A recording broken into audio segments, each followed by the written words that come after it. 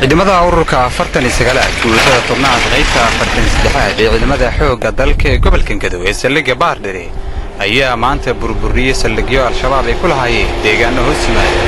magaaladan Baardhire ee gobolka Gadow gaar ahaan deegaanada Daar Macalin iyo sidoo kale deegaanka Cabdi Afey.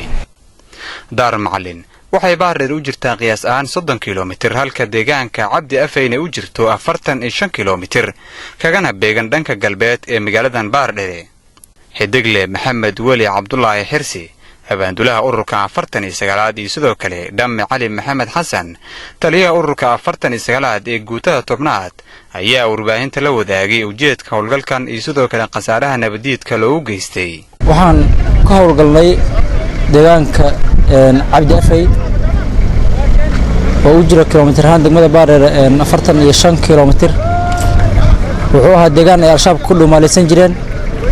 kana dhibaateyn jireen ummadda Soomaaliyeed oo isbaarooyin iyo waxa wada goos iyo u joogeen buuha howlkan wuxuu qayb ka howlgalay hor u socday qayb ka horay ciidanka xoogga dalka Soomaaliyeed dhamaan guud ahaan ay wadeen annaguna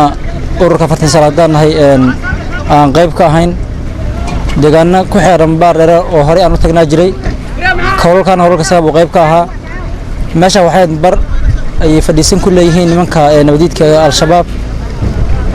howlka dagaalka baa ka dhacay saaka wuxuu dhacay howlka abaara 3 saac oo subaxnimo saaka markay ahayd ciidamo loo qorsheeyay ka howlgalay isla haddana meesha aan kala hadlayo ku suganahay wajiida hore ee dagaalka ilaahay waa noo guulay cadawgana khasaare baan ayaa ka soo galay ma jooga cadow badan ma jiro wax yar oo isbaara loogu talagalay jooga ciidan hadda badan oo culus annaga noo bari kar muusan joogin ayagana khasaare baan ka soo gaaray waad arkaysaa deegaanka hadda meesha iyo deegaanka iyo deegaanka dugaga ay ku jiraan iyo meelihii mataqaanada dadka ka dhibaateyn jireen oo in hadda ay gubanayaan raashimo meesha ku arursanayeen ayaga mataqaanaa hay laftooda oo khasaaro ka soo gaaray dhimasho dhaawacba leh anoo ilaahay baa noo guulay meesha hadda ka hadlaynay aan joogno sidaad u aragtaanba wajiida hore ee Cabdi Afey kooxaha nabadiidka ee caadaystay inay dhiga muslimiinta ay daadiyaan iyo hantida shacabka Soomaaliyeed banaystay oo ku caawna qabateynayay mataqaanaa dhaqaale ahaan iyo tabac intaba iyo isdhaxmarka bulshada intaba caqabad ku ahaa sidaad ogtiin baan hore uga saarnay tuulada Cali Xareed iyo mataqaanaa Daar oo loo aag bedelay ee la geeyay Cabdi Afey yaa baarihi 12 aroornimo ee saakay aan ku galnay waan uga gacan sareynaa howlgallada waa howlgallo qorsheysan ee loogu talagalay nabadiidka mataqaanaa in looga gacan sareeyo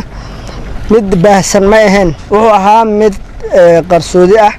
looguna talagalay cadawga inuusan helin xogtaada si aad uga gacan sareyso aad baa u mahadsantahay waxa weeye guud ahaan shacabka Soomaaliyeed waxaan u sheegayaa inay dawladooda ay garab istaagaan lana garab istaagaan xogaha iyo mataqaanaa informationada cadawga iyo hiiliho intaba annagana waxaan diyaar u nahay inaan dhiiganaga u horno una dhimano dawladnimada haddii Allah wadala ogolaado sidaad ogtahayba waxaan noo qorsheysan in la xoreeyo jubbooyinka sida madaxda naga sareysa ay ugu shaaciyeen hore u shaaciyeen in la xoreeyo jubbooyinka meelaha ay ku dambeeyaan nabadiidka oo ah saldhigyada oo ah in laga xoreeyo sidaa darteed annaga taliskanaga waa Garbaari guutada ay degan tahay wadada isku xirta Garbaari iyo Baardhire ayaan saaka ka howlgalnay waan uga gacan sareynaa insha Allah taala wixii dhimanna waa soo afjari doonaa. Umar Idris Ahmed warbaahinta qaranka magaaladan Baardhire ee gobolka Gadow.